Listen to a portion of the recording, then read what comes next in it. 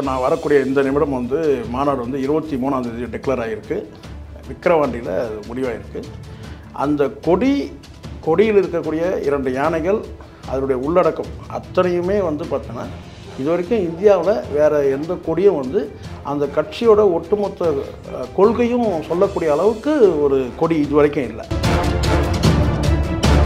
முக்கியமாக ஒரு நடிகர் எந்த அளவுக்கு ஒரு நடிகராக நாடாள முடியுமா, ஒரு நடிகர் பெரிய அளவுக்கு கொடுக்க முடியுமா? அந்த பாடலில் வந்து பார்த்தீங்கன்னா 3 எழுத்து மந்திரம்னு ஒன்று சொல்கிறார் இல்லையா, அந்த 3 எழுத்து மந்திரமும் வந்து பார்த்திங்கன்னா அந்த ஒலிக்க தான் போகுது. சரிங்களா? இப்போ அண்ணா வந்து 3 எழுத்து, எம்ஜிஆர் 3 எழுத்து, மூத்த கோடவையால் சொல்கிறது வந்து செந்தில் வேல் என்ன சொல்கிறாருன்னு கேட்டிங்கன்னா வந்து இங்கே தான் ஏற்கனவே சமூக நீதி, சமத்துவம் இது எல்லாமே வந்து ஃபுல்ஃபில் ஆகிடுச்சு, முழுமையடைஞ்சிடுச்சு. திமுக அரசு அதை தானே பண்ணிட்டு இருக்கிறாங்க. இங்கே யாரும் வந்து சமூக நீதிக்கு வந்து பட்டா போட முடியாது. நீங்கள் அந்த பெட்டி பற்றி சொல்லவே இல்லையே. அதை பெட்டி பற்றி நான் சொல்கிறேன். நீங்கள் என் நெஞ்சை வந்து கோடாலி வச்சு பொழந்திங்கன்னா 2ஆக கிழிச்சு பார்க்க நான் காட்டுறவங்களுக்கு விஜய் இருப்பார். விஜயோட பணம் கண்டிப்பாக இருக்காது, 10 பைசா இருக்காது. ஆனாலும் வந்து இதெல்லாம் வந்து இப்படியான ஒரு அவதூறுகள் வந்து பரப்பப்படுறது நான் உணர்றேன். ஆனால் அதுக்காக வந்து விஜய் ஒரு வார்த்தை சொன்னால் இனிமேல் நீங்கள் வந்து தாவேக்காவை ஆதரிக்காதுங்க. விஜய்க்கு ஸ்ட்ராட்டஜிஸ் கொடுக்குற திரு ஜான் ஆரோக்கியசாமி சந்திச்சிங்களா? மகாராஷ்டிராவில் வந்து அவர் கண்டெஸ்ட் பண்ணும்போது பிரசாந்த் கிஷோருக்கே வந்து பார்த்தீங்கன்னா அவர் வந்து கீழே தள்ளிட்டு அவர் வந்து பார்த்தீங்கன்னா வந்து தேசியவாத காங்கிரஸுக்கு வேலை செஞ்சு அவங்கள ஆட்சியில் அமைத்து தான் சொல்கிறாங்க.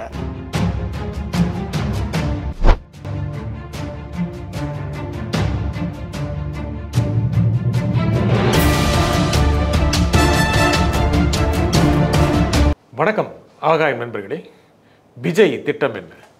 தமிழ்நாட்டில் ஆதிக்கம் காட்ட முடியுமா? இதை பற்றி பேசுவதற்காக அரசியல் விமர்சகர் திரு சேகோரா ஜெய்சங்கர் இங்கே வந்திருக்கிறார். வணக்கம் திரு சேகோரா ஜெய்சங்கர். வணக்கம் சார். கொடி அறிமுகப்படுத்தினார் விஜய். அதுலேருந்து கடுமையான பாராட்டுகளும் விமர்சனங்களும் வந்தன. அது கொடியில் யானை இருக்குது, யானை இல்லை, இது எந்த ஒரு யானை, இது எந்த பூ, இது யானைக்கு யார் இதெல்லாம் இருக்கும்போது ஒரு திட்டத்தோட போகிறார். மாநாடு எப்போ அப்படிங்கிறது இன்னும் சொல்லலையே. மாநாடு நடக்குமா நடக்காதா, மாநாடு வருகிறது அப்படின்னு போஸ்டர் ஓட்டுறாங்க. தெளிவாக இருக்காங்களா? கண்டிப்பாக சார். நீங்கள் இப்போ நான் வரக்கூடிய இந்த நிமிடம் வந்து மாநாடு வந்து 23ஆம் தேதி டிக்ளேர் ஆகிருக்கு. விக்கிரவாண்டியில் முடிவாயிருக்கு. திட்டமிட்டு அதுக்கான நடவடிக்கைகள் எடுக்கப்பட்டு வருது. ஒவ்வொரு ஸ்டெப்பும் வந்து நேரடியாக வந்து விஜய் அவர்களே வந்து நேரடியாக வந்து கண்காணிச்சிட்டு வராங்க. செப்டம்பர் 23. ஆமாம், செப்டம்பர் 23 திங்கக்கிழமை. ஆமாம். ஸோ அதனால் வந்து இப்போ தான் நான் வரும்போது தான் அதுக்கான முடிவுகள் வெளியாகி அதிகாரப்பூர்வமாக செய்தி வெளியாகிருக்கு. 22 இருக்குமா 23 இருக்குமான்ற அந்த ஒரு இதுனா 23 வந்து முடிவாயிருக்கு. திட்டமிட்டு வேலைகள் நடந்து வருது சார். ஆனால் மாநாடு தான் கொள்கை சொல்லுவாங்களா? அதுக்கு முதல்ல கொள்கை சொல்ல மாட்டாங்களா? கொடிக்கான ஒரு விளக்கம் கூட மாநாடு தான் சொல்லுவாங்க. அது எல்லாரும் கேட்குறாங்க. அது இந்த இடத்துல நான் ஒரு அதிகாரப்பூர்வ செய்தி தொடர்பாளர் இல்லை. இருந்தாலும் எனக்கு பெறப்பட்ட செய்திகளை வந்து சேர்த்த செய்திகளை, அது சேகரித்த செய்திகளை எனக்கு சொல்கிறதுக்கு உரிமை இருக்குது. அந்த அடிப்படையில் கேட்டால் அந்த கொடியில் இருக்கக்கூடிய 2 யானைகள் அதனுடைய உள்ளடக்கம் அத்தனையுமே வந்து பார்த்தோன்னா இது வரைக்கும் இந்தியாவில் வேறு எந்த கொடியும் வந்து அந்த கட்சியோட ஒட்டுமொத்த கொள்கையும் சொல்லக்கூடிய அளவுக்கு ஒரு கொடி இது வரைக்கும் இல்லை. இப்போ உதாரணத்துக்கு நீங்கள் அதிமுக வந்து அண்ணா இருப்பார். அது அண்ணா இருக்கிறதாலேயே வந்து அந்த கொள்கைகள் என்னன்றது வந்து நம்ம அதில் வந்து புரிஞ்சிக்க முடியாது, அல்ல தெரிஞ்சிக்க முடியாது, இல்லை அது அவங்க கட்சியில் இருக்க விளக்க முடியாது. ஆனால் அதே மாதிரி எல்லா கூட நான் வந்து இப்போது கருப்பு சிவப்பு எடுத்துங்க, அதுக்கு ஒரு விளக்கம் சொல்லலாம். ஆனால் வந்து கருப்பு சிவப்புன்றது வந்து பார்த்திங்கன்னா அவங்க சொன்ன பிறகு தான் அந்த விளக்கம் தெரியும். சரிங்களா? ஆனால் பொதுவாக ஒரு முறை விளக்கம் தந்துட்டா இந்த கொடிக்கு, தாவேக்கா கொடிக்கு பொதுவாக ஒரு முறை விளக்கம் தெரிஞ்சாச்சுன்னா அதுக்கப்புறம் மக்கள் பேசுவாங்க. அதுதான் அங்கே இருக்கிறது முக்கியமானது. அந்த கட்சியோட அந்த உள்ளே இருக்கிற அந்த உள்ளடக்கம், அந்த கொடியை பற்றி மக்களே பேசக்கூடிய சூழ்நிலை வரும். இப்போ பாருங்கள், இது வந்து மாநாட்டில் நான் அந்த கட்சியோட அந்த கொடியோட முழு விளக்கத்தையும் சொல்கிறேன்னு சொல்லிட்டார். கிட்டத்தட்ட 1 மாதம் இருக்குதுன்னு வச்சுக்கோங்களேன். இப்போ என்ன நடக்குது அப்படின்னு பாருங்கள். இப்போ அந்த கொடியை அறிவிச்சு கிட்டத்தட்ட ஒரு 5-6 நாட்கள் மேலே ஆகுது. இப்போ 1 வாரம் போயிடுச்சுன்னு வச்சுக்கோங்க. இன்னும் கூட வந்து பார்த்தீங்கன்னா 23ஆம் தேதி வரைக்கும் வந்து வெயிட் பண்ணோம். விஜய் அவர்கள் என்னன்ற அந்த கொடியோட உள்ளடக்கம் என்ன, கொள்கை என்ன, கோட்பாடு என்னன்னு கேட்டாங்களே, அது அத்தனையும் உள்ளே இருக்குது. அதை விளக்க தான் போகிறார். இதுக்குள்ளே வந்து பார்த்திங்கன்னா அந்த கட்சியை காட்டிலும் மற்ற கட்சியை சார்ந்தவங்க எல்லாருமே வந்து பார்த்திங்கன்னா வந்து கிட்டத்தட்ட ஒரு மண்டை காய்ச்சலோடு சுற்றிக்கிட்டு இருக்கிறாங்கன்னு வச்சுங்களேன். அவங்க விருப்பப்பட்டதெல்லாம் தெரிவிக்கிறாங்க. ஆனால் உண்மையாக வந்து பார்த்திங்கன்னா வந்து ஒருவேளை வந்து அந்த கொடியை வந்து அறிமுகப்படுத்தின உடனே அந்த கொள்கையை என்னன்னு சொல்லியிருந்தாருனா கூட இந்த அளவுக்கு வந்து ஒரு விளம்பரம் வந்திருக்காது. ஒரு விளம்பரம் தான் இது. கிட்டத்தட்ட வந்து கட்சியோட கொள்கை வந்து அவர் சொல்ல போகிறாரு. ஆனால் கட்சியை பற்றி பேசுகிற அளவுக்கு இன்றைக்கி வந்து அந்த கொடியை மையப்படுத்தி கட்சியை பேசக்கூடிய அளவுக்கு இன்றைக்கி வந்து பார்த்திங்கன்னா வந்து மாற்றுக் கட்சியினர் குறிப்பாக முக்கியமாக ஒரு நடிகர் எந்த அளவுக்கு ஒரு நடிகராக நாடாள முடியுமா, ஒரு நடிகர் பெரிய அளவுக்கு கொடுக்க முடியுமா, திரையில இருக்கின்ற அந்த செல்வாக்கை வைத்துக்கொண்டு அரசியல் கட்சி வெற்றியாக நடத்திவிட முடியுமா, இவர் எம்ஜிஆர் ஆக முடியுமா, இவர் ரஜினி ஆக முடியுமா? எல்லாருமே சொல்கிறாங்க. திமுகலையும் விமர்சனம் வருது, அதிமுக விமர்சனம் வருது, ஏன்னு சொல்லப்போனால் நாம் தமிழர் இது கூட விமர்சனம் வருது. ஆனால் ஒரு நடிகர் உண்மையை சொல்ல அரசியல் பின்புலம் இல்லாதவர் எப்படி கட்சியை முன்னே செல்ல முடியும்? இல்லை இது ஒரு விஷயம் முதல்ல புரிஞ்சுக்கணும். இப்போ நடிகர் நாடாள முடியுமான்ற கேள்வி கேட்குறாங்க இல்லையா? அதுக்கு ஏற்கனவே வந்து நம்ம தமிழ்நாட்டிலே நீங்கள் 2 பேரும் உதாரணம் எடுத்துக்க முடியும். எம்ஜிஆர் அவர்களையும் ஜெயலலிதா அவர்களையும் எடுத்துக்க முடியும். ஸோ எம்ஜிஆர் மாதிரி இவரா அல்லது ஜெயலலிதா மாதிரி இவரான்னு சொல்லிட்டு ஒரு கட்சியோட தலைவரை கேட்டார். இவர் என்ன எம்ஜிஆரா அல்லது ஜெயலலிதாவா அப்படின்லாம் கேட்டார் இல்லையா? நான் அது மாதிரி பல பேர் கேட்குறாங்க தான். அவங்க யாரை சொல்கிறீங்க? அது யாரை சொல்லணும்னு உங்களுக்கே தெரிஞ்சிருக்காங்க. தெரியல. ஈவி.கே. சிலங்கோவன் தான் வந்து அந்த மாதிரி சொன்னார். ஒரு பெரிய மூத்த தலைவர் அவர். இவர் எம்ஜிஆர். அவர் எந்த இடத்துலையுமே நான் வந்து எம்ஜிஆர் மாதிரி, நான் ஜெயலலிதா மாதிரி சொல்லிட்டு விஜய் எங்கேயுமே சொல்லவே இல்லை. எந்த இடத்துலையும் அவர் சொல்லவே இல்லை நான் எம்ஜிஆர் மாதிரி வந்துட போகிறேன், இல்லை ஜெயலலிதா மாதிரி வந்துட போகிறேன்ட்டு. ஆனால் அந்த பாடலில் வந்து பார்த்தீங்கன்னா 3 எழுத்து மந்திரம்னு ஒன்று சொல்கிறார் இல்லையா? அந்த 3 எழுத்து மந்திரமும் வந்து பார்த்திங்கன்னா அந்த ஒலிக்க தான் போகுது. சரிங்களா? இப்போ அண்ணா வந்து 3 எழுத்து, எம்ஜிஆர் 3 எழுத்துனா விஜய் 3 எழுத்து தான். அது வந்து பார்த்திங்கன்னா அது ஒரு பாடல். அந்த பாடலுக்கும் விளக்கம் அந்த மாநாட்டே தரப்போகிறார். சரிங்களா? கிட்டத்தட்ட 40 நிமிடத்துக்கு மேலே வந்து கொடியை பற்றி மட்டுமே பேச போகிறாரு. அதுக்கு பிறகு வந்து பாடல் பற்றியும் பேச போகிறாரு. பெரிய நீண்ட விளக்கமாக இருக்கும்போது, நீண்ட உரையாக இருக்க போகுது. எல்லாம் ரொம்ப ஒரு நம்பிக்கையோட பேசுறாரு நினைக்கிறீங்க? நிச்சயமா சார் நம்பிக்கை இருக்கு. ஏன்னா பார்த்துட்டு அது ரொம்ப அப்படி இல்லை சார். பலரும் நான் சொல்கிறேன் பாவமாக இருக்குது. சில பேரை பார்க்கறது அந்த திராவிட கட்சிகள் இருக்கிறவங்க பார்க்கும்போது பரிதாபமாக இருக்குது. ஒரு விஷயத்தை நீங்கள் வந்து இந்த கட்சி கொடியை பற்றி அந்த அறிமுகம் பண்ண பிறகு பலரும் பேசுறதை பார்த்தீங்கன்னா வந்து நமக்கு வியப்பு ஒன்றுலாம் கிடையாது, பரிதாபமாக இருக்குது பார்க்கறதுக்கு. ஏன்னா ஒரு மூத்த பத்திரிகையாளர் அவர் என்ன பேசுகிறாருன்னு கேட்டிங்கன்னா, அதில் இருக்கிற யானை வந்து ஆப்பிரிக்கா யானைன்னு பேசுகிறாரு. இதை 4ஆம் தர மக்கள், சாதாரண மக்கள் வந்து ஒரு படிப்பறிவு இல்லாத மக்கள் இதெல்லாம் சொல்லலாம். ஆனால் அது வந்து ஆப்பிரிக்கா யானையை வந்து அதில் காட்டியிருக்கிறாரு அப்படின்னு சொல்லி வந்து படம் எடுத்து காமிக்கிறாங்க. ஆப்பிரிக்கா யானை இருங்க அப்படி சொல்கிறாரு. என்ன இன்னொருத்தர் வந்து மூத்த கோடவையால் சொல்கிறது வந்து செந்தில் வேல் என்ன சொல்கிறாருன்னு கேட்டிங்கன்னா வந்து இங்கே தான் ஏற்கனவே சமூக நீதி, சமத்துவம் இது எல்லாமே வந்து ஃபுல்ஃபில் ஆகிடுச்சு, முழுமையடைஞ்சிடுச்சு. திமுக அரசு அதை தானே பண்ணிட்டு இருக்கிறாங்க. இங்கே யாரும் வந்து சமூக நீதிக்கு வந்து பட்டா போட முடியாது, பட்டா போட்டு வச்சுக்க முடியாது. சமூக நீதி என்பது வந்து பார்த்திங்கன்னா இப்போ நான் மீண்டும் கூட நான் சொல்கிறேன், அவர் சொன்னதுக்காக செந்தில் வேலுக்காக நான் ஞாபகப்படுத்த விரும்புகிறேன். என்னன்னு கேட்டிங்கன்னா நாங்குநேரி சம்பவத்தையும் வேங்கைவேல் சம்பவத்தையும் நான் ஞாபகப்படுத்துகிறேன். அப்போ இதை தாண்டி வந்து உங்களுக்கு வந்து ஒரு வந்து பெண்களுக்கு வந்து சம உரிமை வழங்கப்பட்டிருக்கு, 50 விழுக்காடுகள் வந்து உள்ளாட்சி தேர்தலில் போட்டியிடறதுக்கு உரிமை வழங்கப்பட்டிருக்குன்னா இன்றைக்கி இருக்கிற எல்லா உள்ளாட்சி மன்ற தலைவர்கள் பின்னாடியும் அல்லது கவுன்சிலர்கள் பின்னாடியும் ஏன் மேயர்கள் பின்னாடியும் அவருடைய கணவர் அல்லது வந்து பார்த்தீங்கன்னா அவருடைய ஆண்கள் வேறு, அதாவது குடும்பத்தை சேர்ந்த ஆண்கள் பின்னாடி இருக்கிறாங்க. ஸோ இதெல்லாம் உண்மையான வந்து பெண்களுக்கான வந்து சமத்துவம் வழங்கப்பட்டிருக்கா, சம உரிமை வழங்கப்பட்டிருக்கா ஒன்று. அதுதான் கொடுக்க போகிறாரு. இதெல்லாம் அதுதான் சார் இங்கே வந்து அதுதான் இப்போ சொல்ல வரேன். என்ன கேட்டால் இங்கே உண்மையாக இங்கே எங்கெல்லாம் வந்து இப்போ நான் வந்து குறைச்சி மதிப்பிடலை, எல்லாரையும் போல நம்மளும் வந்து திமுக வந்து குறைச்சி மதிப்பிடலை. ஆனால் நம்ம வந்து பல விஷயங்கள் வந்து நம்ம மேற்கோள் காட்டி பேச முடியும். ஆனால் சமூக நீதி என்பது, சமத்துவம் என்பது வந்து ஒரு கட்சியோட கொள்கை மட்டும் கிடையாது, பட்டா போட்டு வச்சுக்கல. அப்போது இதை வந்து பார்த்திங்கன்னா எல்லாருமே பேச முடியும். இங்கே உண்மையான சமூக நீதி, சமத்துவம் என்பது விஜய் அவர்கள் கொண்டு வர பார்க்குறாரு. இங்கே பெண்களுக்கான சம உரிமையும் பார்த்தீங்கன்னா இங்கே வந்து பார்த்தீங்கன்னா மறைமுகமாக ஆண்கள் தான் இங்கே வந்து அதிகாரத்தில் இருக்கிறாங்க. அப்போ உண்மையான பெண்களுக்கான சம உரிமையும் வழங்கப்படுகிறார். அப்படி இருக்கும்போது ஒரு புதியதாக ஒருத்தர் வராரு, ஒரு புதிய எண்ணங்களோடு வருகிறாரு, புரட்சிகரமான எண்ணங்களோடு வராங்கன்னா அதை விமர்சிக்கிறதுக்கு வந்து இப்போ நான் விமர்சனம் பண்ண வேணாம்னு சொல்லவே இல்லை. இங்கே பலரும் அப்படி தான் புரிஞ்சுக்கிறாங்க. விஜய் அவர்கள் விமர்சனம் பண்ண வேணாம்னு சொல்கிறேன். ஆனால் வருவதையே நீங்கள் எதிர்க்கணும்னு சொன்னால் விஜய் அவர்களுடைய வருகை, அரசியல் வருகை எதற்காகன்னு கேட்டு வந்து பார்த்தீங்கன்னா நீங்கள் கேட்குறது ஒன்று இருக்குது, அந்த கொள்கைகள் வந்து கேட்குறதுக்கு இருக்குது. ஆனால் வரவே கூடாதுன்ற வன்மத்தோடு பேசுறது இருக்குல்ல, அதுதான் நான் வந்து நீங்கள் பல நிகழ்ச்சிகளில் விஜய் வரதுக்கு முன்னாடி விமர்சனம் பண்ணியிருக்கீங்க, என்னுடைய நிகழ்ச்சி விமர்சனம் பண்ணியிருக்கீங்க, இப்போ முழுக்க ஆதரவாளராக மாறிட்டீங்களே. கேளுங்க சரிங்க. விஜய் ஆதரவாளர் நீங்கள் சார். நான் வந்து விஜய் அவர்களை விமர்சனம் பண்ணியிருக்கிறேன். என்ன விமர்சனம் கேட்டிங்கன்னா, அங்கே புஷியானந்த் அவருடைய நடவடிக்கைகள் வந்து அந்த மாவட்ட செயலாளர்கள்கிட்டையோ அல்லது கட்சியினர் நிர்வாகிகள்கிட்ட வந்து அவர் வந்து ஒரு ஒருமையில் பேசுறது, அது இது போன்ற நடவடிக்கை நான் விமர்சனம் பண்ணியிருக்கேன். ஒன்று. ரெண்டாவது, எல்லா கட்சியோட எல்லா நடவடிக்கையும் கேட்கும் போதெல்லாம் வந்து அவர் வந்து தலைவர் அறிவிப்பார்னு சொல்லும் போது வந்து பார்த்தீங்கன்னா அது கடுமையாக எதிர்த்தேன். நீங்கள் ஒரு பொதுச் செயலர்னா நீங்கள் குறைஞ்சபட்ச தகவலாவது நீங்கள் பத்திரிகையாளர் தரணும், அலக்கடிக்கக்கூடாது பத்திரிகையாளர்கள் சொல்லி அந்த அடிப்படையில் பேசுகிறத தவிர ஒருபோதும் விஜய் அவர்கள் வந்து விமர்சனம் பண்ணல. விமர்சனம் பண்ணுற அளவுக்கு அவர் நடந்துக்கவும் இல்லை. விமர்சனம் பண்ணக்கூடாதுன்னு இல்லை, விமர்சனம் பண்ணுற அளவுக்கு விஜய் அவர்கள் எங்கேயுமே நடந்துக்கவே இல்லை. அப்போது இங்கே இந்த இடத்துல நான் விமர்சனம் வந்து புஷியானதை விமர்சனம் பண்ணேன். நேற்றும் பண்ணேன், இன்றைக்கும் பண்ணேன், நாளைக்கும் தேவைன்னா பண்ணுவேன். இப்போ ராசி ஆகிட்டீங்களா? அப்படிலாம் கிடையவே கிடையாது. நான் எந்த ராசியும் கிடையாது. சமரசம் சார். ஒரு விஷயம் சார், இப்போ நான் மீண்டும் நான் அறிவுறுத்துறேனே, நான் வந்து கட்சியில் தொண்டர் கிடையாது, விஜய் அவர்கள் ரசிகர் கிடையாது, நிர்வாகி கிடையாது.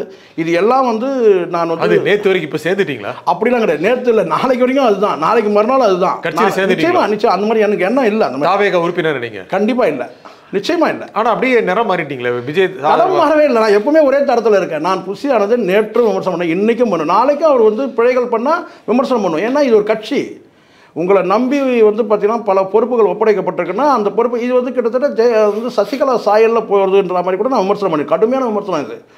அது வந்து பார்த்தீங்கன்னா வந்து ஜெயலலிதா மாதிரி வந்து பார்த்தீங்கன்னா ஜெயலலிதா வந்து விஜய் நடந்துக்கவே இல்லை. ஆனால் ரொம்ப எளிமையாக நடந்துக்கிறவர். சரிங்களா? ஒரு காஸ்ட்லியான தலைவராக சொல்கிறாங்க இல்லையா, அதெல்லாம் கிடையவே கிடையாது. நீங்கள் பார்க்க தான் போகிறீங்க. ஆனால் புஷியானந்துடைய சில நடவடிக்கைகள் வந்து சசிகலா நடவடிக்கை மாதிரி இருக்குது. அதை தான் விமர்சனம் பண்ணுறேன். நாளையும் தேவைப்பட்டால் விமர்சனம் பண்ணுவேன். ஆனால் நீங்கள் உங்களுடைய பழைய நிலைப்பாட்டு இப்போ மாறினது என்ன மாற்றம் சொல்லுங்கள்? நீங்கள் சாஃப்ட் ஆகிட்டீங்க அப்படிலாம் ஒன்றுமே இல்லை. அதனால் உங்களுக்கு பெட்டி கொடுக்கப்பட்டது அப்படின்னு நேரடியாக எவ்வளோ கொடுக்கப்பட்டது எனக்கு தெரியல. பெட்டினா வெறும் பெட்டியா, காலி பெட்டியா, என்ன பெட்டி, உங்களுக்கு தான் தெரியும். இல்லை அதுதான் எனக்கும் தெரியல சொல்கிறாங்கண்ணா. ஆனால் வெளியே அந்த மாதிரியான பதிவுகள் பல்வேறு ஊடகங்களில் சமூகம் வந்துருச்சு. பத்திரிகையாளர், அரசியல் விமர்சகர் சேகுவரா ஜெய்சங்கர் விஜய் ஆதரவாளரை மாறிட்டாரு, இதற்காக அவருக்கு பணம் கொடுக்கப்பட்டது சார். 1.5 வருஷமா இப்போ நான் இதை கேட்டதுனால நான் சொல்றேன். இல்லை நான் சொல்லிடுறேன். உங்களுக்கு பணம் கொடுக்கப்பட்டது அப்படின்னு நேரடியாக சொல்லப்படுது. கொடுக்கப்பட்டதா? ஒரு விஷயம் நான் முதல்ல சொல்லிடுறேன். பணம் கொடுக்கப்பட்டதா என்னன்றது நான் சொல்கிறேன். விஜய் அவரோட அரசியல் வருகை வந்து கிட்டத்தட்ட ஒரு 1.5 வருஷமாகவே நான் வந்து அவர் அரசியல் அறிவிப்பு வர்றதுக்கு முன்னாடி கூட வந்து பார்த்திங்கன்னா அரசியலுக்கு வந்து வருவாரா இல்லையான்ற அந்த சந்தேகங்கள் ஒரு இந்த மாதிரி கேள்விகள் கேட்கப்பட்டு அதுக்கு நான் பதில் சொல்லியிருக்கேன், வரணும்னு சொல்லியிருக்கிறேன். ஒரு 1.5 வருஷமாக நான் பேசியிருக்கேன். இது போன்ற வந்து அதிகமான காணொலி வந்து அப்போ வராது. எப்பயாவது விஜயோட படம் பற்றி ஏதாவது பேசுனாங்கன்னா அப்போ பேசியிருக்கிறேன். விஜய் அரசியலுக்கு வருவாரா வரமாட்டாருன்னா அப்போ பேசியிருக்கிறேன். ஒரு சச்சரவுகள் ஏற்படும் போது பேசியிருக்கேன். அப்போ நான் நிறைய வாய்ப்புகள் வந்து யூடியூப்பில் வந்து பார்த்தீங்கன்னா விஜய் பற்றி பேசுறதுக்கு வராது. இப்போ வந்து அரசியலுக்கு அவர் வரப்போகிறாருன்னு ஒரு கிட்டத்தட்ட ஒரு அறிவிப்பு வந்த பிறகு நிறைய வந்து விஜய் பற்றி நிறைய ஊடகங்கள் பேசுகிறாங்க. முன்னாடிலாம் விஜய் பற்றி எதாவது பேசணுன்னா சினிமா பற்றி பேசி கடந்து போயிடுவாங்க. இப்போ வந்து அரசியல் அப்போ நான் கிட்டத்தட்ட ஒரு 1.5 வருஷமாக நான் பேசுகிறேன். அதுவும் குறிப்பாக ஒரு 8 மாதமாக நான் வந்து அதிகமான காணொலியில் வந்து ஆதரித்து பேசுகிறேன். இதெல்லாம் அவர் வந்து சொல்லி நான் பேசுனதுலாம் கிடையாது. நானாக எனக்கு இல்லை, அவர் நேரடியாக சொன்னாரோ அவருடைய ஆதரவாளர் இப்போ உங்களை யாரும் கிடையாது. எனக்கு தெரிஞ்சு சில பேர் சொல்கிறாங்க இவர் தான் ஆதரவாளர், அவர் தான் வந்து வியூக வகுப்பாளர், அவர் தான் வந்து வியூக அமைப்பாளர், அவர் தான் பண்ணி கொடுக்குறாரு அப்படின்னு சில பேர் சொல்கிறாங்க. உங்களை வாங்கிட்டாங்களா? அப்படியே என்னெல்லாம் இது வரைக்கும் சார் ஒரு விஷயம் நான் சொல்கிறேன், நல்லா கேட்டுங்க. நீங்கள் இப்போ கேட்டதுல 2 விஷயம் சொல்கிறேன். நீங்கள் அந்த பெட்டி பற்றி சொல்லவே இல்லையா? அதை பெட்டி பற்றி நான் சொல்கிறேன். நீங்கள் என் நெஞ்சை வந்து கோடாலி வச்சு பொழந்தீங்கன்னா 2ஆக கிழிச்சு பார்க்க நான் காட்டுறேன் உங்களுக்கு. விஜய் இருப்பார், விஜயோட பணம் கண்டிப்பாக இருக்காது, 10 பைசா இருக்காது விஜயோடது. 1. ரெண்டாவது இன்னொரு விஷயம் சொன்னீங்க இல்லையா, இப்போ பயங்கர சென்டிபிள் அட்டாக் பண்ணிட்டீங்களே. இதே திறந்தால் விஜய் தான் இருப்பார். ஆமாம் சார், நான் சொல்கிறேன். இன்னும் நிறைய பேர் இருப்பாங்க. இப்படி கேட்டதெல்லாம் நான் வந்து சொல்கிறேன். விஜய் வந்து பார்த்தீங்கன்னா முதல்ல இங்கே இருப்பார், சரிங்களா? அதுக்கு பிறகு இருங்க உங்கள் இதயத்தில் இருப்பவர் விஜய் தான். இப்போ உங்களுக்கு ஸ்டெப் பை ஸ்டெப்பாக சொல்லணும். உங்கள் இதயத்தில் இருப்பவர் விஜய் தான். நான் சொன்ன நெஞ்சு இப்படி சொல்லிட்டீங்க. இல்லை சார், நான் போட்டு உடச்சிட்டீங்க. இல்லை நான் தான் சொன்னீங்க கோடால வச்சு பொழந்து நெஞ்சை கிழிச்சிங்கன்னா அங்கே வந்து விஜய் முதல்ல இருப்பார். இருங்க நான் சொல்லி இப்படி போட்டு உடச்சிட்டீங்க. இல்லை இருக்கிறது விஜய் இருப்பார். விஜய்க்கு அப்புறம் வந்து பார்த்தீங்கன்னா என்னுடைய குடும்பத்தை சார்ந்தவங்க இருப்பாங்க. குடும்பத்தை சார்ந்தவங்கன்னா யாருங்க வந்து என்னுடைய மகன், மகள்கள், மனைவி, மருமகள், இவங்களாம் என் குடும்பத்தை சார்ந்தவங்க இருப்பாங்க. அதுக்கப்புறம் எங்கள் அம்மா இருப்பாங்க. அதுக்கு கீழே போனீங்கன்னா என்னுடைய காதலி இன்னும் கூட இருக்கிறா, 35 வருஷத்துக்கு பிரிஞ்சு போனவங்க கூட. ஸோ இதெல்லாம் ஆனால் வந்து விஜய் இருப்பார். ஆனால் எங்கேயுமே வந்து நீங்கள் வந்து ஒரு கள்ளமோ கபடமோ என் மனசில் பார்க்க முடியாது, வன்மத்தை பார்க்க முடியாது. இன்னும் சொல்லப்போனால் விஜயோட 10 காசை பார்க்க முடியாது. உருக்கமாக நான் சொல்கிறேன். ஆனால் வந்து இதெல்லாம் வந்து இப்படியான ஒரு அவதூறுகள் வந்து பரப்பப்படுறது நான் உணர்றேன். ஆனால் அதுக்காக வந்து விஜய் ஒரு வார்த்தை சொன்னால் இனிமேல் நீங்கள் வந்து தாவேக்காவை ஆதரிக்காதுங்க, என்னை பற்றி நீங்கள் பேசாதீங்கன்னு சொன்னால் நான் நிறுத்திடுவேன். அது வரைக்கும் நான் பேசுவேன். ஆனால் என்னுடைய பேச்சை நிறுத்தணும். விஜய் சம்மந்தமாக நான் பேசக்கூடிய அந்த வார்த்தைகள் வந்து முடக்கணும். அவரை ஆதரிக்கிறத வந்து தடுக்கணும், அப்படியான நடவடிக்கைகள் எடுக்கப்படுது. ஆனால் அதுக்காக நான் நேரத்துலேருந்து எனக்கு சில பிரச்சனைகள் வந்து போயிட்டு தான் இருக்குது. ஊடகங்களில் போகிற இடத்துலாம் கேட்குறாங்க, நீங்கள் பணம் வாங்கிட்டீங்களான்னு சொல்லிட்டு. எனக்கு இதெல்லாம் நான் கடந்து போயிடுவேன். என்னை விலை கொடுத்து நான் இன்னொரு சொன்னேன் பார்த்தீங்களா, ஒரு விஷயம் நான் சொல்கிறேன்னு சொன்னேன். இதை சொல்லிட்டேன் உங்களுக்கு. என் இதயத்தில் விஜய் இருக்கிறாரு, விஜயோட 10 காசு ஏன் இருக்கிறாரு அவர், அது சொல்லுங்கள். இருக்கட்டும், என்ன ஏன் இருக்கிறாரு சார் இப்போ நீங்கள் சொல்ல முடியுமான்னு கேட்டால், ஒரு அன்பானவங்களை நெஞ்சில் வைக்கிறோம். இவங்க ஏன் இருக்கிறாங்கன்னு சொல்ல முடியும். தலைவர் இருக்காங்க, நடிகர்கள் இருக்காங்க, ஏன் உங்க இதயத்தில் விஜய் இருக்க வேண்டும்? எனக்கு அன்பானவர் எனக்கு பிடிக்கும், நான் வச்சுக்கிறேன், அவ்வளோதான். நான் ரசிகர் கிடையாது. நான் இப்போ சொல்கிறேன், நான் சினிமாவுக்கு எந்த நடிகருக்கும் நான் ரசிகர் கிடையாது சார். ரஜினிக்கோ கமலுக்கோ அரசியல் தான் உங்களுக்கு பிடிக்கும். அப்படி அரசியலுக்காக இல்லை, அரசியல் வரனாலும் விஜய் எனக்கு சினிமா பிடிக்காது, அரசியல் பிடிக்காது, விஜய் இருக்கணும். நீங்க ஏதோ ஒன்று புடுங்க பாக்குறீங்கன்னு நினைக்கிறேன். நிச்சயமா கிடையாது. என்ன ஏன் வெளிப்படையா கேளுங்க, சாதின்னு சொல்ல போறீங்களா? எனக்கு சாதிகளுக்கு அப்பாற்பட்டவன், ஜாதி பத்தி தெரியாது. சாதிகளுக்கு அப்பாற்பட்ட என்னுடைய வாழ்க்கையை பற்றி தெரிஞ்சீங்கன்னா, ஜாதிகள் பாக்குறது இல்லை, நான் சாதிகள் பாக்குறது இல்லை. நிச்சயமா சாதி பார்த்து நான் வைக்க. அதுக்கப்புறம் தான் எனக்கு தெரிஞ்ச ஒருத்தர் சொன்னாரு, உங்க சாதியம் அவர் சாதியம் ஒண்ணுன்னு ஒரு கண்டுபிடிச்சார், மிகப்பெரிய சாதிய மேதை அவர். இது எனக்கு அது அவசியம் இல்லை. நீங்க இப்படியான ஒரு டாபிக் போயிட்டு இருக்கு. என்ன கேட்டா, அவரோட சார்ந்த சாதி அப்படின்னு சொல்லிட்டு, நான் சாதிகளுக்கு அப்பாற்பட்டவன். சாதி அடிப்படையில் நான் அப்படி நான் அணுகவும் இல்லை. எனக்கு விஜய் இல்லை. இப்போதான் நம்ம பார்வை நினைப்பாங்க, ஓ இது வேறு இருக்கா அப்படி சார். அது ஒருத்தர் இதுக்குன்னே சாதிய என்ன சொல்றது, சாதிய சிந்தனையாளர் ஒருத்தர் இருக்கிறாரு. அவர் போகிற இடத்துல அதை சொல்லிட்டு இருக்கிறாரு. அவருக்கும் வேலை கொடுக்கணும், அதை முடிக்கணும்ல. இப்போ நீங்கள் கேட்கறதுனால பார்த்தீங்கன்னா, இந்த காணொலி பார்க்குறவங்களுக்கு அவர் சொன்னார் அதுதான் இருக்கும் அப்படின்னு நினைப்பாங்க இல்லையா? அப்போ அதை உடைக்கணும் இல்லையா? நான் சொல்கிறேன், சாதிகளுக்கு நான் அப்பாற்பட்டேன். அது என்னுடைய வாழ்க்கையை சான்று. எத்தனை தலைவர்கள், எத்தனை நடிகர்கள் தமிழகத்தில் கோல் வச்சிருக்காங்க. எல்லாரையும் மீறி விஜய் தான் இருக்காரு நீங்க சொல்றது. அப்படி இல்லை, நான் ஏன் சந்தேகம் வர அப்படி இல்லை சார். இங்கே பாருங்க, இங்கே நான் இன்னும் உங்களுக்கு கிளியர் பண்ணுறேன். இங்கே திராவிட சக்தியில் 2 சக்திகளும் கிட்டத்தட்ட ஒரு 60 ஆண்டு காலம் இங்கே மாறி மாறி ஆட்சி அமைக்கிறாங்க. உங்களுக்கு பிடிக்கலையா? அது பிடிக்கல இல்லை. இது ஒரு மாற்று அரசியல் சக்தி வந்தால் என்னன்னு ஒரு கேள்வி வருது. அது மாற்றுனா யாரு? எப்படி மாற்றுனா யாரு? இது இல்ல சார், பிஜேபி இருக்கு, இல்ல இங்க பாமக இருக்கு, இங்க நாம் தமிழர் இருக்கு. அதுதான் இங்க மாற்று அரசியல் சக்தி தரன்னு சொல்லி வந்தவங்க யார் கேட்டா, திரும்ப வந்தார். சரிங்களா? கொடுத்தாரு கேட்டா அங்கேயே ஐக்கியமாயிட்டாரு. பாட்டாளி மக்கள் கட்சி வந்தது, கொடுப்பாங்கன்னு எதிர்பார்த்தோம், அங்கேயே ஐக்கியமாயிடுச்சு. விஜயகாந்த் அவர்களும் வந்தார். ஆனால் அவர் பார்த்தீங்கன்னா கிட்டத்தட்ட அங்கே ஐக்கியமானார். அதுலேருந்து திரும்பி வெளியில் வந்தார். இதெல்லாம் மக்கள் நல கூட்டணியில் போயிட்டு அவர் முடிஞ்சிருச்சு. அவர் இருந்திருந்தாருன்னா ஒருவேளை மறுபடியும் கூட அவர் பார்த்தீங்கன்னா ஒரு மாற்று அரசு சக்தியாக இருந்திருப்பார். ஆனால் அதுக்கான காலம் இருந்திருப்பார். அப்போ இந்த இடத்துல கேட்டால் சீமானை நம்ம ரொம்ப எதிர்பார்த்தோம். ஆனால் சீமானுடைய அரசியல் நடவடிக்கைகள் அடுத்தடுத்து பார்த்தீங்கன்னா அது மக்களுக்கான அரசியலாக இல்லாமல் ஒரு கிட்டத்தட்ட ஒரு கம்பெனி மாதிரி இருக்காது. அதை வச்சு இங்கே பார்த்தீங்கன்னா வெறித்தனமாக சீமான் ஆதரிச்சீங்க. நான் மீண்டும் சொல்கிறேன் சார், இங்கே மாற்று அரசியல் சக்தி பார்த்தீங்கன்னா நான் விஜய் அவர்களும் சீமான் அவர்களும் பார்த்தீங்கன்னா கூட்டணியில் இணையணும்னு பேசினவன், நான் பேசினேன். ஆனால் அடுத்தடுத்த நடவடிக்கைன்னு ஒன்று இருக்குல்ல சார். கத்திரி போடுறீங்க எப்படி? இப்போ கத்திரி போடுறீங்க அப்படிலாம் இல்லை. நான் சொல்கிறேன், கத்திரி இப்போ நான் சொல்கிறதுனால விஜய் அவர் ஒரு முடிவு எடுத்துகிட்டு போகிறாரா என்ன? நான் சொல்கிறதெல்லாம் கேட்ட அரசியல் நடத்திருக்கேன். அந்த அளவுக்கு தான் நான் விஜய் என்னோட அரசியல் நல்லா அறிஞ்சவர். நீங்கள் எல்லோரும் நீங்கள் நினைக்கிறீங்க என்னன்னு கேட்டால் விஜய் அவருக்கு அரசியல் தெரியாது, பலரும் பேசுகிறாங்க. அவர் அரசியல் அனுபவம் இல்லாதவர். நீங்கள் எப்படி முடிவுக்கு வரீங்க? அவருக்கு அரசியல் அனுபவம் இல்லைன்னு நீங்கள் எப்படி முடிவுக்கு வரீங்க? ஒரு அரசியல் கட்சியில் சேர்ந்து பயணித்தாதான் அனுபவமா? நான் கேட்குறேன். ஒரு அரசியல் கட்சியில் சேர்ந்து பயணித்ததான் அனுபவம், அப்படின்னா அனுபவம் இல்லைன்னு சொல்ல முடியுமா? அப்படித்தானே. அப்படின்னா இப்போ கெஜ்ரிவால் எப்படி வந்தார் சொல்லுங்கள். கேட்டால் அவர் பார்த்தீங்கன்னா ஐஏஎஸ்ன்னுவீங்களா சார்? இங்கே நான் மீண்டும் சொல்கிறேன், இங்கே எல்லாரும் பார்த்தீங்கன்னா நான் கேட்குறேன், ஒரு எதிர்கட்சியாக அரசியல் கற்றுக்கிறாரு. எதிர்கட்சியாக நீங்கள்லாம் எவ்வளோ நல்லா ஆட்சி அமைச்சிருக்கீங்கன்னு பார்த்து அதை வச்சு கூட பார்த்தீங்கன்னா அடுத்து ஒரு 31 முதலமைச்சராக வராரு. நான் கேட்குறேன், இல்லை தோற்றே போகிறாரு, 24 பாடமாக எடுத்துகிட்டு வராரு. 24 ஆக மாட்டாரோ?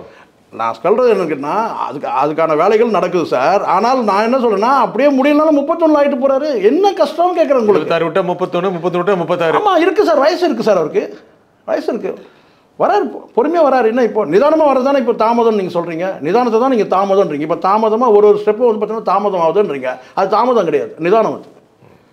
அவருடைய கால் தரத்தை அழுத்தி வைக்கிறாரு. ஏன்னா இங்கே சேரும் சகதியமாக இருக்குது, வழிக்கு விழுந்துடக்கூடாது இல்லை, அழுத்தமாக வைக்கிறாரு. நீங்கள் அதை வச்சு நீங்கள் சொல்லிட்டீங்களா இவர் பார்த்தீங்கன்னா ரொம்ப தாமதம் பண்ணுறாருங்க, நடந்து வர மாட்டாரு, வேகமாக நடந்து வர மாட்டாரு அப்படின்னு? பொறுமையாக அழுத்தமாக வராரு. கண்டிப்பாக நீங்கள் நினைக்காதீங்க, இங்கே இருக்கிற அத்தனை இப்போ ஏன் அத்தனை கட்சிகளும் பார்த்தீங்கன்னா ஒரு ஒரு குறிப்பிட்ட ஒரு எதிர்ப்பு நிலைப்பாட்டு மாதிரி இருக்கிறாங்கன்னா, எப்படி ஒரு வெள்ளம் வந்துச்சுன்னு எப்படி அங்கே இருக்கிறதெல்லாம் சுருட்டிக்கிட்டு நான் கேட்டால் கரையேறிடுவாங்க சில பேர். கிட்டத்தட்ட இப்போ அப்படி தான் இருக்குது. ஏன்னா அந்த அளவுக்கு எல்லா கட்சியும் பலமா இருக்கு, முக்கியமாக திமுக அணி பலமா இருக்கு, அதிமுக பலமா இருக்கு. இது எல்லாமே உங்களுக்கு வந்து ஒரு பார்வை தான். விஜய் வந்த பிறகுதான் விஜயோட சட்டுன்னு பார்வை இல்லை அதுதான் இல்லை உங்கள் பார்வை எப்படி பலமாக இருக்குதான்னு நினைக்கிறேன். நேற்று வரைக்கும் சில அரசியல் கட்சிகள் வந்து விமர்சனம் பண்ணுறாங்க, அது நிலைப்பாட்டை அப்படியே அடுத்த நாள் மாற்றிக்கிறாங்க. சார் இங்கே எல்லாமே வந்து பார்த்தீங்கன்னா மாறக்கூடிய சார், எதுவுமே நிலையானது கிடையாது. இங்கே யார் இங்கே நிலையாக இருந்திருக்கிறாங்க சொல்லுங்கள். இப்போ இருக்கிற திமுக ரசிகர்கள் இருக்காங்க விஜய் எப்படி, ஆனால் எல்லாம் தொண்டர்களாக மாறுவாங்களா? ஆல்ரெடி மாறியாச்சு சார், மாறிட்டு இருக்கிறாங்க. உங்களை வச்சு சொல்றீங்களா? என்ன சார், நான் கிடையவே கிடையாதுன்றேன். நான் ரசிகர் கிடையாது, தொண்டர் கிடையாது, உறுப்பினர் கிடையாது. ஆனால் விஜய் வந்து அரசியல் அந்த வருகையை நான் ஆதரிக்கிறேன், அவ்வளோதான். என்னுடைய அன்பானவர், அவ்வளோதான். இதை தாண்டி என்ன வேணும் சொல்லுங்கள். நீங்கள் பணம் கேட்டீங்க, நான் நெஞ்சே பொழுது காட்டுறேன்னு சொல்லிட்டேன். நெஞ்சே பொழுது காட்டுறேன்னா நீங்கள் தாராளமாக வீட்டில் வந்து செக் பண்ணுங்க, என்னுடைய அக்கௌண்ட் எல்லாத்தையும் செக் பண்ணுங்க, ஃபோன் எடுத்து பாருங்க. ஆனால் பாக்கெட்லேயும் பொட்டியில் இருக்கும் சார். எங்கே சார் வச்சிட போகிறேன் சொல்லுங்கள், தாராளமாக தேடி பாருங்க. ஆனால் அது அப்படி இல்லை. அப்படியான ஒரு அவதூறு பரப்பப்படுது. சொல்லுங்க பார்க்கலாம். அவர் யாரோ ஒருத்தர் ஜான் ஆரோக்கியசாமி இருக்கிறாரு, அவருக்கு இவர் வந்து அவர் பெரிய ஜாம்பவான், பெரிய லிஜெண்ட் அவர், சரிங்களா? அவரோட வந்து பார்த்தீங்கன்னா இவர் தொடர்பில் இருக்கிறாரு அப்படியெல்லாம் பேசுகிறாங்க. அது அந்த மாதிரி எதுவும் உண்மை எதுவும் கிடையாது. விஜய் அவர்கள் அடிக்கடி இவர் சந்திச்சிட்டாரு அப்படின்னு கேட்டால் இது வரைக்கும் நான் விஜய் சந்திக்கவே இல்லை. இன்னும் என்ன வேணும்? உண்மையாக தான் சார் சொல்கிறேன், விஜய் நான் சந்திக்கவே இல்லை. எப்போ சந்திப்பீங்க? அதுக்கான அவசியம் இப்போ இது வரைக்கும் ஏற்படல. பல அரசியல் கட்சி தலைவர்களுக்கு வந்து என்ன அழைச்சிருக்கிறாங்க, நான் நேரம் இருந்தால் நான் வரேன்னு சொல்லியிருக்கிறேன். அது மாதிரி அவருக்கு நேரம் இருந்து எனக்கு நேரம் இருந்து சந்திக்கணும்னு ஒரு வாய்ப்பு இருந்தால் நிச்சயமாக சந்திக்கிறேன். அவருடைய திட்ட வகுப்பாளர் சார் இது விஜய் அவருடைய திட்ட விஜய்க்கு ஸ்ட்ராட்டஜிஸ் கொடுக்குற திரு ஜான் ஆரோக்கியசாமி சந்திச்சிங்களா? அவர் ஜான் ஆரோக்கியசாமி யாருன்றது எனக்கு தெரியாது சார். ஃபஸ்ட்டு இப்போ நீங்கள் சொன்ன பிறகு தான் பார்த்தீங்கன்னா இந்த 2 நாளாக அவரே என்னை சேர்த்து உருட்டிகிட்டு இருக்கிறாங்க. நிஜமாக தான். ஜான் ஆரோக்கியசாமி வந்து பிரசாந்த் கிஷோருக்கு வந்து பார்த்தீங்கன்னா வந்து இல்லை, அவரை பற்றி எல்லாருக்கும் தெரியும். அவர் விஜய்க்கு ஸ்ட்ராட்டஜி வகுத்து கொடுக்குறாரு. அதுதான் சார். அவர் ஏற்கனவே வந்து மகாராஷ்டிராவில் வந்து அவர் கண்டெஸ்ட் பண்ணும்போது பிரசாந்த் கிஷோருக்கே வந்து பார்த்தீங்கன்னா அவர் வந்து கீழே தள்ளிட்டு அவர் வந்து பார்த்தீங்கன்னா வந்து தேசியவாத காங்கிரஸுக்கு வேலை செஞ்சு அவங்கள ஆட்சியில் அமைச்சு தான் சொல்கிறாங்க. நீங்கள் அவ்வளோ பெரிய ஆள் வந்து எங்கிட்ட வந்து பேசுவாரா? அந்த டீமில் இருக்கீங்களா? நான் ஆமாம் சார். நீங்கள் கேட்குறது நான் பதில் சொல்கிறேன். முதல்ல அதை முடிச்சுட்டு நீங்கள் அடுத்த கேள்விக்கு போங்க. நீங்கள் எப்படி பிடினாலும் இருக்கிறது இதுதான் உண்மை. அவருக்கு எனக்கும் ஒரு தொடர்பு இருக்குன்றாங்க. அவர் யாருன்னே எனக்கு தெரியாதுன்ற நான் இந்த ஃபோட்டோ வந்த பிறகு தான் பார்த்தா அந்த ஃபோட்டோ கூட கிளியராக இல்லை. அதுக்கப்புறம் நெட்டில் போய் பார்த்து தெரிஞ்சுக்கிட்டேன், அவ்வளோதான். இவர் தான் வந்து ஜான் ஆரோக்கியசாமியா அப்படின்னு சொல்லிட்டு. அவருக்கு எனக்கு எந்த தொடர்பும் இல்லை, நான் சந்திக்கவும் இல்லை. விஜய் அவர்கள் நான் சந்திக்கவும் இல்லை. நீங்கள் சொன்னதெல்லாம் மக்கள் நம்பிடுவாங்க. நம்புறீங்க? நான் நம்பிட்டோம். ஆனால் இருக்கிறத சொல்லி தான் நான் அதுக்காகலாம் விஜய் வந்து நான் வந்து அவர் சொன்னால் வேணால் நான் தான் மீண்டும் சொல்கிறேன். நான் இப்படியெல்லாம் வந்து ஒரு கதைகளை கட்டி விட்டால் இந்த கதைகள்லாம் வந்து புனையப்பட்ட கதைகள், புனையப்படுகின்ற கதைகள். இதனால் விஜய் விட்டு விலகிடுவாங்க அப்படின்னு அவர் நினைக்கிறாரு. ஜெய்சங்கர் வந்து இனிமேல் சேகரா இனிமேல் வந்து பார்த்தா விஜய் ஆதரிக்க மாட்டார். நான் தான் சொன்னேன், விஜய் அவர்கள் ஒரு வார்த்தை சொல்லட்டும், என்னையோ என் கட்சியோ வந்து ஆதரிக்க வேணாம்னு சொல்லட்டும், அடுத்த நிமிஷம் வேணா விட்டுறேன். பயங்கரமாக லாக் பண்ணுறீங்க நீங்கள். ஆமாம், இதுதான் உண்மை. ஆனால் இப்படியெல்லாம் வந்து ஒரு கதைகள் புனையப்பட்டால் அப்படிலாம் நான் தான் சொல்கிறேன் சார். என்ன வேலைக்கு வாங்க வரணும், இன்னும் ஒருத்தர் பிறக்கவே இல்லை, எழுதி வச்சுக்கோங்க. பயங்கரமான பஞ்சு டயலாக். ஆமாம் சார், என்ன வேலைக்கு வாங்க இன்னும் ஒருத்தர் பிறக்கவே இல்லைன்ற நான். இந்த செம்ம பஞ்சு டயலாக் இந்த நிகழ்ச்சி. நீங்கள் பஞ்சு டயலாக வச்சுங்க, எனக்கு எந்த டயலாக் வச்சுங்க, என்னை விலைக்கு வாங்க இன்னும் ஒருத்தர் பிறக்கவே இல்லைன்றேன். ஏன்னா சுத்தமான தமிழ்ச்சி, மான தமிழ்ச்சிக்கு பிறந்தவன் நான். அவளை நீங்கள் நினைக்கிற மாதிரிலாம் நான் விலை போகக்கூடிய கிடையாது. அப்படி விலைக்கு போய் நான் வந்து விஜய்க்கு வேலை செய்யணுன்ற அவசியம் எனக்கு கிடையாது. உண்மை இது. இது வரைக்கும் யார் வேணால் கேட்டு பாருங்கள். நான் எல்லாத்துலேயும் எத்திக்ஸை மெயின்டைன் பண்ணுறேன். இந்த ஊடகத்தை வந்து பேசுகிறதுலேயே நான் ஒரு எத்திக்ஸை மெயின்டைன் பண்ணுறேன். இந்த இந்த சொல்லுங்கள், இந்த என்ன சொல்கிறது, அது பேர் என்ன சொல்கிறீங்க, கன்வேயன்ஸ். அந்த கன்வேயன்ஸ்லேயே வந்து நான் வந்து ஒரு எத்திக்ஸை மெயின்டைன் பண்ணுறேன். சரிங்களா? அது பல பேர் பண்ணுறது இல்லை. மதிப்புதியம் வாங்குறது காரணம்னு கேட்டிங்கன்னா, இந்த நிகழ்ச்சிகள் வருவதற்கு மதிப்புதியம் வாங்குறது கூட நீங்கள் ஒரு ஒரு எத்திக்ஸை மெயின்டைன் பண்ணுறேன். நீங்கள் கேட்டு பார்த்துங்க வேணா. எனக்கு பெரிய ஜாம்பவான்கள் இவங்க, பெரிய சேனல், அவங்க கூப்பிட்டாங்கன்னா வந்து ஓடிடுறதோ, அல்லது இவங்க வந்து ஒரு சின்ன ஒரு யூடியூப்பு அவங்கன்னா அவங்கள ஒரு மாதிரி ட்ரீட் பண்ணுறோம், அப்படிலாம் கிடையாது. சரி, நான் அதிலே ஒரு எத்திக்ஸை மெயின்டைன் பண்ணுறேன்னு நான் சொல்கிறேன். சரி சரி. இந்த நிகழ்ச்சியில் உங்கள் கருத்துக்கள் உரிமைக்காக திரு சேகோரா ஜெயசங்கர் மிக்க நன்றி. நன்றி சார். மீண்டும் ஒரு நிகழ்ச்சியை சந்திப்போம். நன்றி, வணக்கம்.